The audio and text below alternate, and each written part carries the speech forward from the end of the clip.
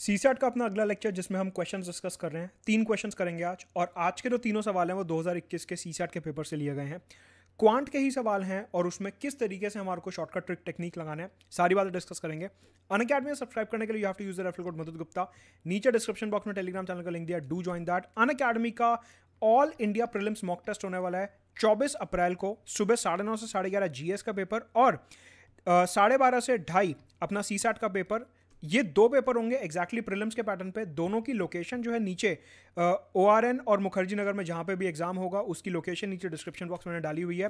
Unacademy ने 20 अप्रैल को 10 booklets launch करी हैं जिसमें अप्रॉक्सीमेटली 11,000 से ज़्यादा प्रैक्टिस क्वेश्चंस हैं। बहुत ही केयरफुली क्यूरेटेड क्वेश्चंस हैं, इंग्लिश हिंदी में अवेलेबल हैं बुकलेट्स, तो इनको जरूर एनरोल करिए। CSE एश्योर ऑफर की अगर आप अनअकैडमी का 2 साल या उससे ज़्यादा का सब्सक्रिप्शन लेते हैं और इनकेस आपका एग्जाम नहीं क्लियर होता तो अनअकैडमी की साइड से 1 साल का आपको एक्सटेंशन मिलेगा।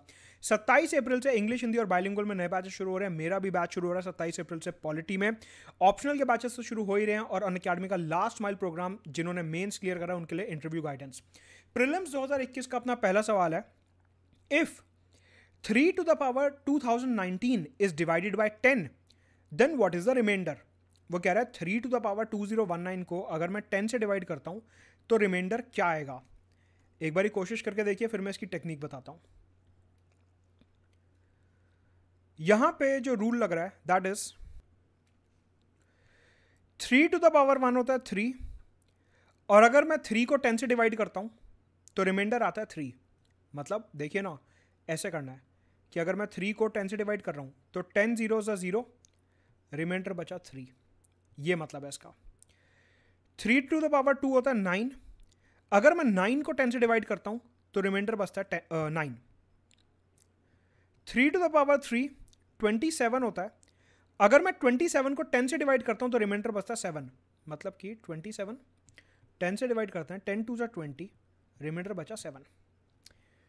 3 to the power 4 होता है 81, और अगर मैं 81 को 10 से डिवाइड करता हूं 10 8 80, रिमाइंडर बचता है 1। 3 to the power 5 होता है 243, अगर मैं 243 को 10 से डिवाइड करता हूं तो रिमाइंडर बचता है 3। क्यों? 24 इंटू 10 240 होता है, बचा 3। 3 to the power 6 होता है 729, और अगर मैं 729 को 10 से डिवाइड करता हूं रिमाइंडर बचता है 9। क्यों? 72 इंटू 10 720 होता है, बचा कितना? 9। 3 to the power 7 होता है 2187, और अगर मैं इसको 10 से डिवाइड करता हूं तो मेरे पास रिमाइंडर बचता है 7। लाइकवाइज 3 to the power 8 होता है 6561, अगर मैं इसको 10 से डिवाइड करता हूं तो रिमाइंडर बचता है 1। यहां पे एक पैटर्न है, पैटर्न ऐसा कि रिमाइंडर जो है वो अपने आप को हर 4 नंबर के बाद रिपीट कर रहा है। मतलब कि 1 2 3 4 सेम, ये रिमाइंडर आ गया 3971, फिर उसके बाद अगले 4 नंबर के लिए दोबारा से सेम रिमाइंडर आएगा 3971। राइट? मतलब कि 4 के साइकिल के बाद 4 के साइकिल के बाद रिमाइंडर्स जो हैं ये आपस में रिपीट हो रहे हैं। कहने का मतलब है कि मैं 2019 को एक बारी 4 से डिवाइड करके देखता हूं।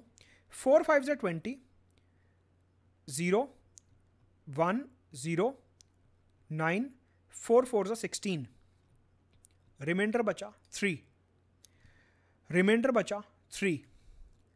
मतलब कि 3 to the power 2019 जो है, मतलब अगर 2019 को मैं 4 से डिवाइड कर दूं, क्योंकि यहां पे 4 के बाद पीरियोडिक पैटर्न है, 4 के बाद रिमाइंडर अपने आप को रिपीट कर रहा है, तो मेरे को यहां पे दिखता है कि 2019 में सेम रिमाइंडर आएगा जो 3 to the power 3 में आएगा, क्योंकि रिमाइंडर यहां पे 3 बचा है।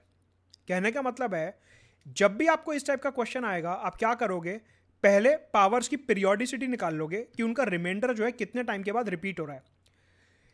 3 के केस में हमने देखा कि 4 के बाद ये जो रिमाइंडर है रिपीट हो रहा है, तो इसलिए मैंने पावर को 4 से डिवाइड कर दिया, और जो रिमाइंडर आया उसको मैंने 3 की पावर में डाल दिया। मतलब कि एक्चुअल में 3 to the power 2019 और 3 to the power 3 का जो रिमाइंडर होगा वो सेम होगा। मतलब कि 3 to the power 3 is 27 को अगर मैं 10 से डिवाइड करता हूं रिमाइंडर आता है 7। आंसर होगा आपका C 7। तो इस टाइप के सवाल में जब भी ऐसा पावर बेस्ड क्वेश्चन आता है कि बहुत बड़ी पावर दी हुई है, आपको पहले 6-7 नंबर में सिर्फ एक पीरियोडिसिटी निकालनी है कि ये जो रिमाइंडर्स हैं ये दोबारा से कब रिपीट होना शुरू हो रहे हैं। फॉर एग्जांपल 4 के बाद रिपीट हो रहा है तो आप इस पावर को 4 से डिवाइड कर दो और जो रिमाइंडर आ रहा है 3 की पावर में वो लिख दो। अब इसके बाद 10 से डिवाइड करो, आपके पास आंसर आ जाएगा। आंसर आपका इस केस में होगा 7। तो चाहे कितनी भी बड़ी पावर दे ले एग्जामिनर, फर्क नहीं पड़ता, एग्जाम में डरने की जरूरत नहीं है। सिर्फ आपको पीरियोडिसिटी निकालनी है कि कितने नंबर के बाद रिमाइंडर रिपीट हो रहा है और उस नंबर से पावर को डिवाइड कर दो। यह है अपना पहला क्वेश्चन। अगला सवाल प्रीलिम्स 2021 का बहुत ही इजी सवाल है। Try and solve this. There are 2 classes A and B having 25 and 30 students.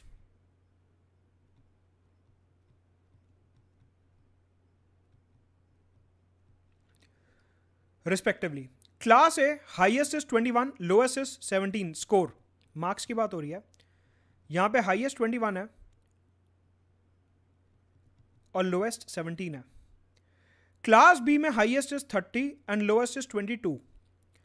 4 students are shifted from class A to class B. 4 students हैं जिनको क्लास ए से क्लास बी में शिफ्ट किया गया और हमारे को 2 स्टेटमेंट दी हुई हैं। The average score of class B will definitely decrease. देखिए यहां पे हमारे को देखने से समझ आ रहा है कि क्लास बी का जो लोएस्ट स्कोर है 22 वो क्लास ए के हाईएस्ट स्कोर से ज्यादा है। मतलब कि आप ऐसा सपोज करो कि क्लास बी में 2 बच्चे हैं, सपोज करो बस कि एक के मार्क्स आए हैं 30 और दूसरे के आए हैं 28, तो एवरेज स्कोर कितना हो गया 29। अब मैं क्लास ए से एक बच्चे को लेके आया जिसका स्कोर 20 है, सपोज करो क्लास ए से एक बच्चे को लेके आया जिसका स्कोर 20 है, तो एवरेज कितना हो गया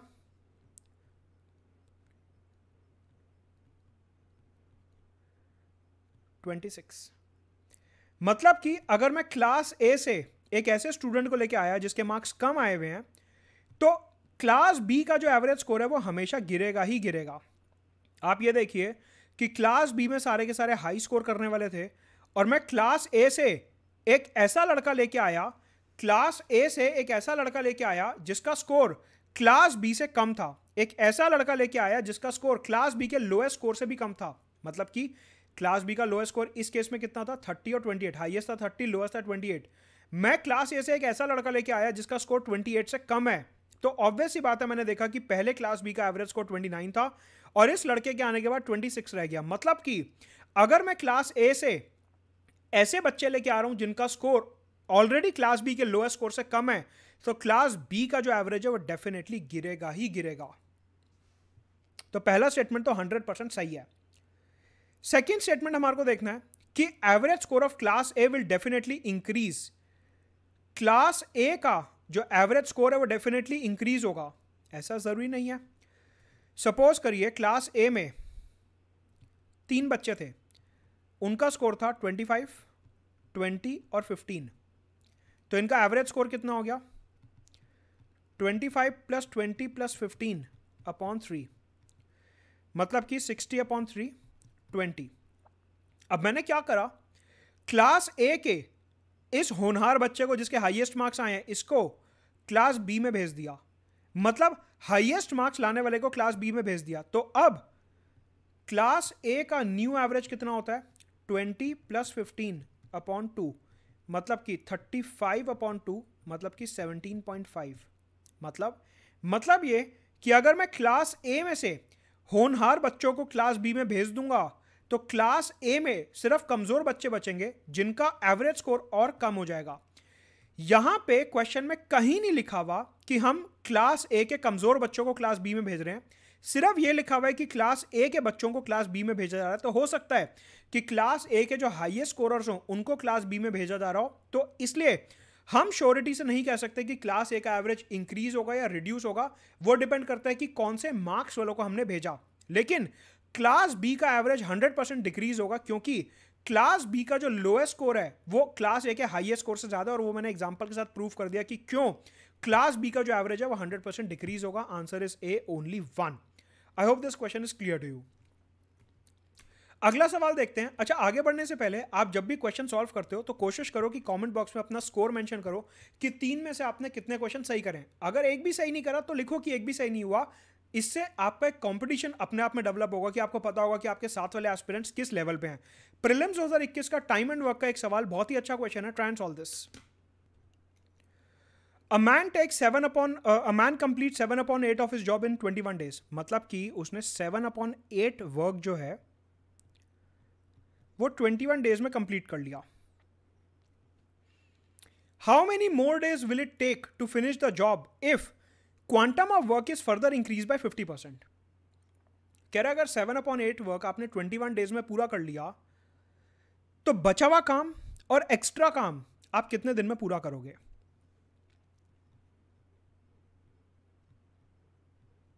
एक्स्ट्रा काम को अभी भूल जाते हैं 2 मिनट के लिए, पहले फोकस करते हैं कि रिमेनिंग वर्क कितना है। आपको पता है टोटल वर्क हमेशा 1 होता है और उसमें से 7/8 काम वो ऑलरेडी कर चुका है, तो उसका रिमेनिंग वर्क कितना हो गया 1/8। उसका रिमेनिंग वर्क कितना हो गया 1/8। अब ये बोला जा रहा है कि उसको एक एक्स्ट्रा काम दिया गया 50%, मतलब 1/2 एक्स्ट्रा वर्क दिया गया। आपको पता है कि ये जो 50% है, मैं इसको ऐसे लिख सकता हूं कि 50% का मतलब है कि उसको 1/2 आधा काम और एक्स्ट्रा करना पड़ेगा। तो टोटल वर्क अभी उसको कितना करना है, और टोटल वर्क उसको और कितना करना है 1/8 जो रिमेनिंग है और 1/2 जो उसके पास एक्स्ट्रा आ गया। मतलब कि अभी उसको 5/8 वर्क और करना है। 7/8 तो उसने कर लिया, लेकिन अब उसे 5/8 काम और करना है। कहने का मतलब है कि अगर वो 7/8 वर्क 21 डेज में करता है तो एक काम कितने दिन में करेगा 21 × 8/7 डेज में। तो वो 5/8 काम कितने दिन में करेगा 21/7 × 8 × 5/8, 15 डेज में। मतलब कि यहां पे मैंने सिर्फ यूनिटरी मेथड लगाया है, यहां पे मैंने सिर्फ और सिर्फ यूनिटरी मेथड लगाया है कि हमारे को क्वेश्चन में ऑलरेडी दिया हुआ है कि 7/8 वर्क जो है उसने 21 डेज में कंप्लीट कर लिया। सबसे पहले मेरे को ये निकालना है कि उसने काम और कितना करना है। तो मैंने देख लिया कि उसने अभी 5/8 काम और करना है, क्योंकि 1/8 तो रिमेनिंग हो गया, प्लस 50% काम उसे एडिशनल दिया गया है, तो उसे अभी 5/8 वर्क और करना है। अगर वो 7/8 वर्क 21 डेज में कर रहा है तो एक काम कितने दिन में करेगा, क्रॉस मल्टीप्लाई कर दो 21 × 8/7, तो 5/8 वर्क कितने टाइम में करेगा 21 × 8/7 × 5/8, मतलब कि 15 डेज में। Answer is D, 15 days. ये थे आज के 3 सवाल। जल्दी इकोनॉमी और सीसैट के अगले लेक्चर्स आ रहे हैं। Do subscribe to academy, referral code Madhur Gupta. Let's crack it.